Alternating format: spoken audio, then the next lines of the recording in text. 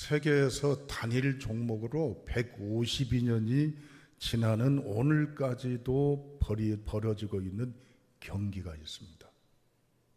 구기 종목이에요. 한 종목의 경기가 152년이 지난 오늘도 벌어지고 있단 말이에요. 놀랄 일이잖아요. 그게 뭐냐? 축구 경기입니다, 여러분들. 방금 보셨던 동영상은 영국 축구장에서 벌어지는 장면입니다. FA컵이라고 그래가지고 영국 축구협회가 결성되고 난 이후에 프로나 아마나 할 것 없이 다 등록되어 있는 팀들이 출전하는 경기예요. 그런데 지금부터 이 경기, 지금부터 97년 전인 1927년 FA 결승전에서 벌어지는 바로 식전 행사입니다. 지금 결승전이 벌어지고 있는 거예요.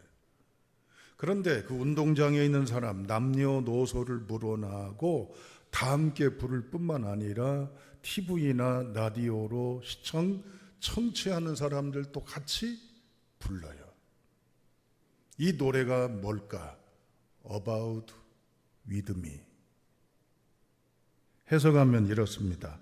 나와 함께 있어 주세요. 따라합니다. 나를 도와 주세요.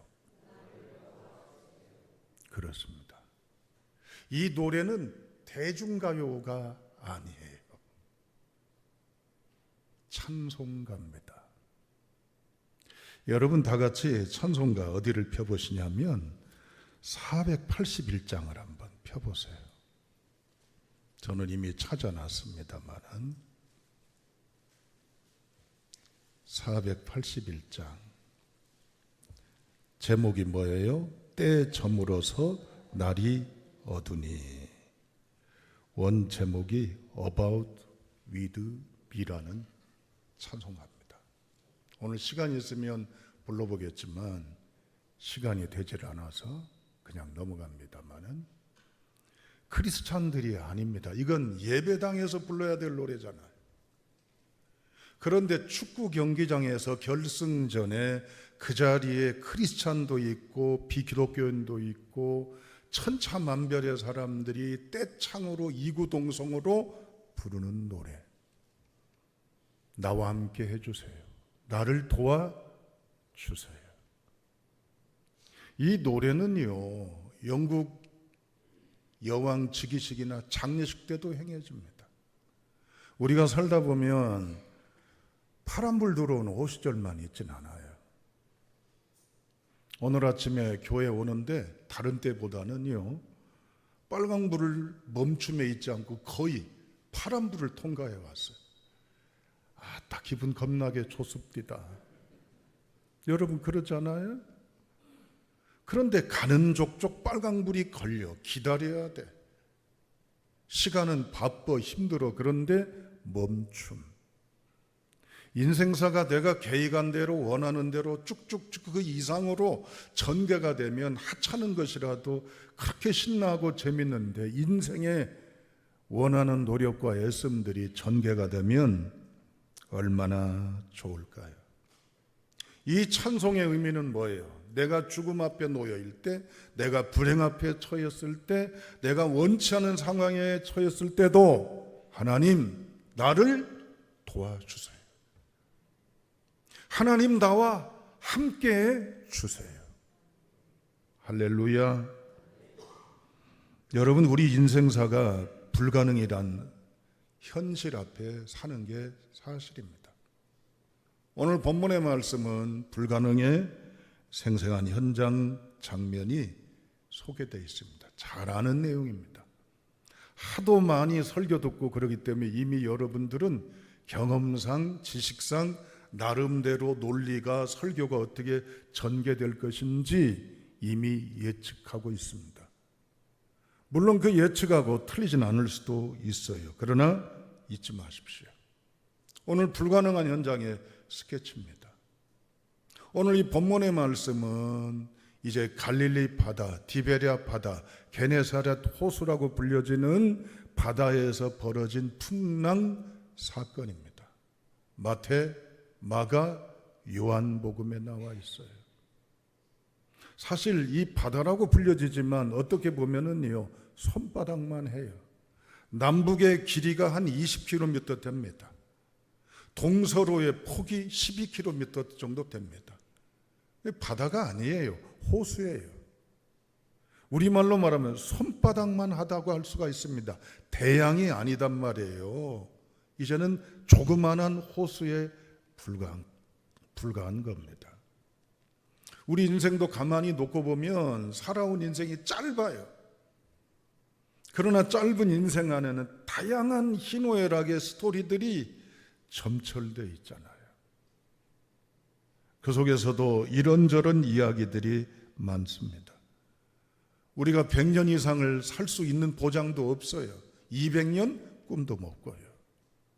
그런데 손바닥만한 이 인생의 넓이만한 이 짧은 인생사에도 왜 그렇게 이야기가 많은지 저나 여러분 예외가 아닙니다.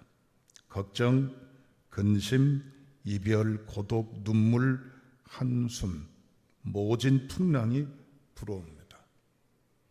그런데 이 풍랑이 불어오는 사건이라 할지라도 디베랴 바다, 갈릴리 바다, 게네사렛 호수하고는 무관하지 않는 부류들이 있습니다. 누굽니까? 제자군들입니다. 어부 출신들이 많아요. 이 바다에 대해서는 속속들이 속성, 특질, 기후, 상황들을 예측 가능한 탁월함이 많은 숙련된 제자들이 배 타고 있어요. 한두 번 경험한 게 아니지 않습니까?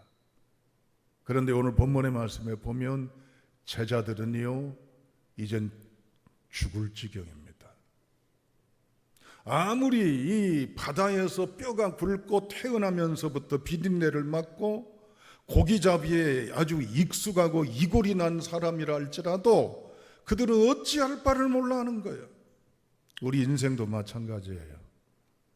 내가 아무리 경험이 많은 오랜 동안 짧은 세월이 아닌 풋풋하고 비린내 나는 인생이 아닌 수십 년의 관록의 인생을 살아왔어도 풍랑 앞에서는 우리 속수무책입니다. 박사학위 있고 석사학위가 몇 개고 아무리 배웠다 똑똑하다 그래도 인생의 현실 앞에는 아무것도 아니에요. 내가 옛날에 사회에서 지위가 이랬고 경력이 어떻고 경험이 어떻고 그런다 할지라도 내게 다가오는 이 인생의 시련 앞에는 아무 소용이 없어요. 잘난 나도 아무것도 아니에요. 풍랑은요, 두 가지 종류가 있어요. 첫째, 예측 가능한 풍랑이에요. 이것은 본인 스스로가 잘못 선택하고 관리하고 방향 설정을 잘못해서 결국 겪어야 될 풍랑입니다. 누가 등 떠미는 거 아니에요. 시킨 거 아니에요. 그런데 본인이 한 거예요. 하지 말라고 말리는데도, 그렇게 하면 안 된다고 하는데도 뿌득뿌득 우겨서 그 길을 가다가 그 짓을 하다가 결국 다 없어지고 폐인된 경우가 있습니다. 우리 이런 부끄러운 이력들 없지 않아 있잖아요. 두 번째는 불가항력적인 사건입니다. 오늘 본문 말씀이 그렇습니다. 다 같이 이제 24절 읽어보세요. 읽습니다. 시작.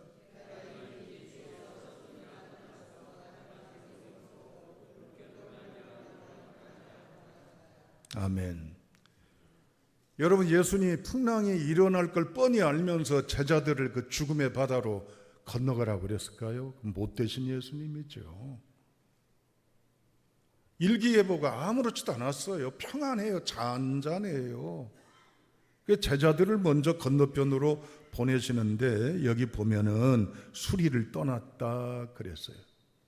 요한복음의 경우를 놓고 볼 때는 한 4-5km 정도 이제 출발지에서 목적지로 가는 여정이 4-5km 정도 노를 저 갈 때 생긴 갑작스러운 풍랑이에요. 돌풍이에요. 예상하지 않았던 거예요.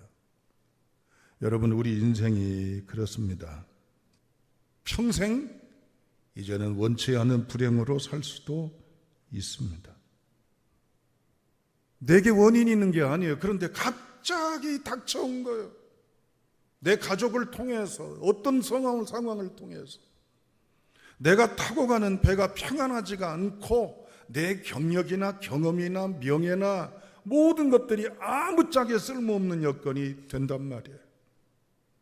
배를 타고 가는 제자들이 앞선 이 배를 타고 바다를 건너기 전에 어떤 마음이었을까요? 오병이어 사건이 있었잖아요. 물고기 2마리하고 보리떡 5개로 몇 명을 먹였죠? 예수님이 먹이신 장면을 봤잖아요. 5,000명. 상식, 계산, 통계, 과학적인 측량, 예측 전혀 불가한 겁니다. 그런데 뻥이 아니라 눈앞에 봤어요. 생생하게 체험했고 먹고 나눠주고 함께 이 놀라운 광경 속에 있었어요. 제자들의 가슴이 얼마나 뛰었을까 생각만 해도 기가 막히지요. 이 신비하고 오묘하신 예수님, 이 예수님을 따라다녔으니 앞으로 따라가면 어떤 결과가 예측이 돼요? 출세 성공, 지금까지 떼국물 살아왔던 거 싹 벗고 하루아침에 한 나라의 재상이 될 수 있는 대박 사건이 났잖아요. 콧노래 부르고 신나고 흥겹고 자기들끼리 이런저런 이제는 흥분 속에 얼마나 얘기했겠습니까? 그런데 풍랑이 왔어요. 아무리 행복하고 즐겁고 기대가 되는 것이라 할지라도 풍랑 앞에는 아무짝에 쓸모가 없는 것입니다. 화려한 권력 꿈꾸던 의식, 식탁, 화려한 옷, 좋은 차, 좋은 집, 아무짝에 쓸모가 없는 거예요. 여러분, 이 이야기는 우리하고 무관하지가 않습니다. 오늘 우리들의 이야기와 다를 바가 없어요. 그런데 본문에 보면 두 부류가 나타나지요. 똑같은 장소에 똑같이 있었는데 다수는 어때요?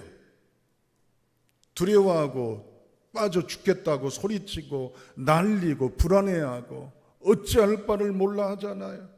물론 자기들의 경험을 동원했겠지요. 이쪽으로 가야 한다고, 이렇게 해야 한다고, 저렇게 해야 한다고 노력을 했겠지요. 그러나 그들이 보는 건 나아질지 모르는 풍랑이에요. 불가능이에요. 그런데 미미한 한 사람의 시각, 한 사람의 결단이 있습니다. 그게 누굽니까? 베드로입니다. 베드로 한 사람은 바로 풍랑이 있는 바다를 걸어가는 이제는 기적 같은 일, 생각지도 않은 일을 경험을 합니다. 여러분 어떻게 하실랍니까? 겪는 고난, 아픔 속에 침몰되어 가실랍니까? 아니면 그 겪는 아픔, 고난, 병고, 실패, 사건, 가난, 불행을 딛고 승리하는 성도가 되시렵니까? 결단하시길 주님의 이름으로 축복합니다. 여러분, 제가 설교 준비하면서 놀라운 거 하나를 발견했어요. 희열을 느낍니다만은 여러분도 공감하실지 모르겠습니다. 이집트의 고로 불가능이란 말을 이렇게 그들은 해석을 합니다. 제가 읽어드릴게요. 바다에 파도가 치고 있다. 그런데 그 위를 어떤 사람이 지팡이를 잡고 걸어가고 있다. 이게 불가능이란 말이에요. 제가 이 내용을 본문을 준비하면서 해석서를 읽다가 깜짝 놀랐어요. 불가능이란 말이 뭐예요? 이집트 사람들이 말하기를, 이 단어를 해석하기를, 사전적으로 설명하기를, 어떤 사람이 풍랑이 있는 바다를 지팡이를 잡고 걸어가고 있다.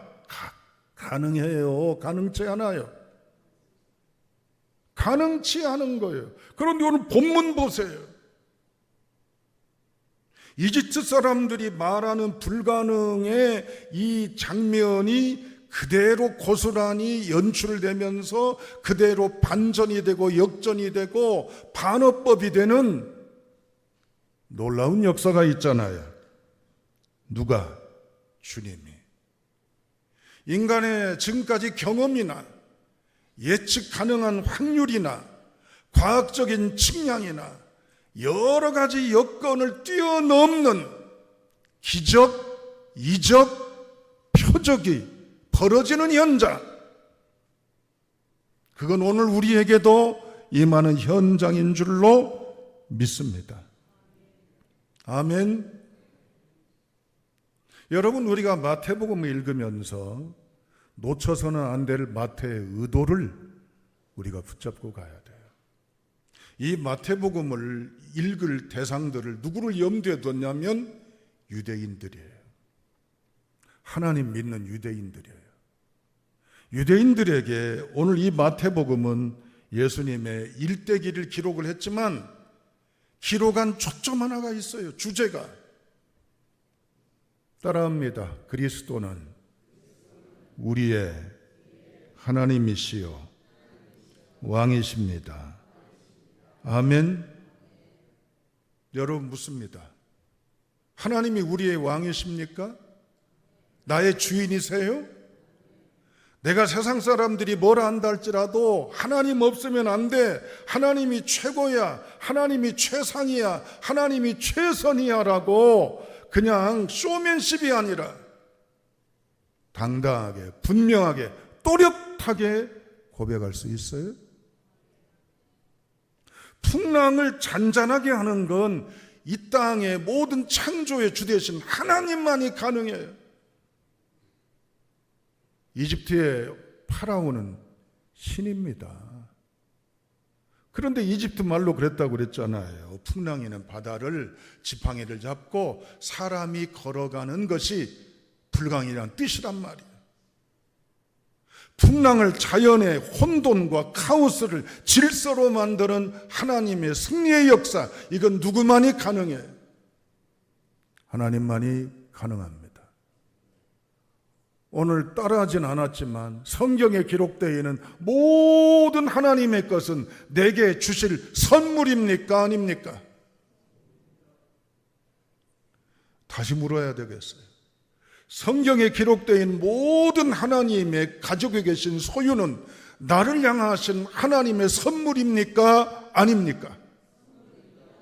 하나님이 행하신 모든 것들은 지금 나에게 앞으로도 이루어질 일입니까? 아닙니까? 맞습니까? 그런데 예수님을 유령으로 본 거예요. 유령으로. 정신이 없지요. 아우성이지요. 아찔하고 혼미하고 멍하고 어찌해야 될지 모르지요. 우왕좌왕하지요. 그런데 하나님을 제대로 보겠어요? 그런데 그 속에서, 충격적인 그 속에서 그래도 하나님을 보는 한 시선, 베드로의 시선이 오늘 이 상황을 반전시키는 놀라운 역사가 있는 것입니다. 다 같이 28절 30절 읽어보세요. 28절 30절 시작.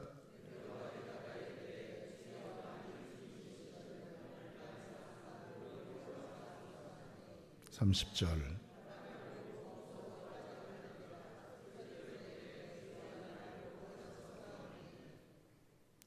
제자들은 어떻게 돼요? 놀라고 무서워하고 소리 지르고 있어요. 26절을 보세요. 한 번 더 읽죠. 26절. 자, 시작.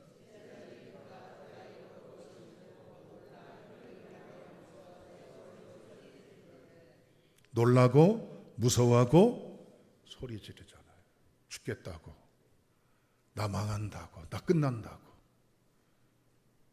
그 자리에 예수님 분명히 계셨어요. 제자들은 그래요. 그런데 베드로는 뭘로 보고 해서 주님을 봤죠. 똑같이 보고 유령으로 보지 않고 3번이나 갈쳐서. 여러분 뭘로 봅니까? 28절에 2번 주여 주여, 30절에 1번 주여. 여러분이 아무리 어렵고 힘겹고 주위를 돌아봐도 도움의 손길이 없는 절망 속에 모진 바람을 맞고 있어도 그 속에서 죽겠다고, 망했다고, 불행하다고 탄식하지 말고 주를 바라보시길 주님의 이름으로 축복합니다. 발명왕 토마스 에디슨이 참 신앙이 좋았습니다. 그런데 에디슨이 죽었어요. 죽고 난 다음에 생일이 돌아왔습니다. 그래서 그를 아는 지인들이 모여서 고인이 됐지만 생일 축하를 해주려고 모였습니다.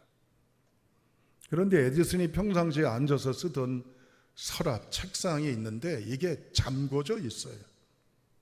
사람들이 궁금했습니다. 대체 저 속에 뭐가 들어있을까? 아마 귀중품이 들어있던지 놀라운 어떤 발견에 비밀들이 들어있던지 할 것이다. 그러고 서로 간에 합의하에 서랍을 열어봤어요. 그랬더니 종이 한 장에 나와요. 종이에 이렇게 짧게 쓰여 있습니다. 캄캄하고 어려울 때는 요나를 생각하라. 따라합니다. 캄캄하고 어려울 때는 요나를 생각하라. 무슨 얘기예요? 물고기 뱃속에, 큰 물고기 뱃속에 갇힌, 물론 그가 자초한 거지만, 요나는 3일 3화가 되었지만 완전히 그건 지옥이죠. 절망이죠. 스올이라고 표현했으니까 지옥이죠. 그 속에서 요나가 한 건 뭐예요? 누구를 본 거예요? 깜깜함 속에, 숨막힘 속에, 아무것도 보이지 않는 칠흑 속에 뭘 본 거예요? 하나님 보고 기도했어요. 요나서 2장이요. 에디슨은 수많은 실패와 좌절 속에 있었지만 그럼에도 불구하고 끝없는 그의 일어섬은, 그의 불가능을 뛰어넘음은 무엇 때문이요? 하나님을 바라본 것입니다. 여러분 얼마나 힘겨운 삶을 살고 계십니까? 좀 올라갈라 치면 내려가고, 기쁠라 치면 슬프고, 화창한가 싶으면 구름 끼고, 될라 치면 꼬이고, 웃을라 치면 울고, 참 인생 묘합니다. 이 속에서 우리가 살아갈 수 있는 비결은 뭘까요? 풍랑에는 이제는 까마득하고 아늑한 상황 속에서도 주님을 발견합니다. 발명이 아니고 발견이요. 발견은 이미 있었던 거요. 비로소 본 거요. 주님을 만나시기를 주님의 이름으로 축복합니다. 주님은 이미 우리 곁에 와 계셔요. 38년 된 병자 곁에도 계시고, 남편을 5번이나 바꿔가며 불행 속에 살던 여인을 만나셨던 그곳에도 계시고, 12년 동안 이제는 자궁암 말기로 살아가는 여인 곁에도 계시고, 태어나면서부터 선천적 장애를 안고 있는 그들 곁에도 계시고, 사후 장애가 된 사람 곁에도 계시고, 그곳에 계십니다. 오늘 주님을 바라보세요. 그리고 한숨이 변해서, 눈물이 변해서 주님의 주시는 평안, 주님께서 말씀하신 대로 안심하다, 내니 두려워하지 말라는 그 믿음으로 이 자리에 나와 있는 우리의 심령을 벗어버리고 주 안의 소망으로 새롭게 행진해 가시는 9월 둘째 주의 성도가 다 되시기를 주님의 이름으로 축원합니다.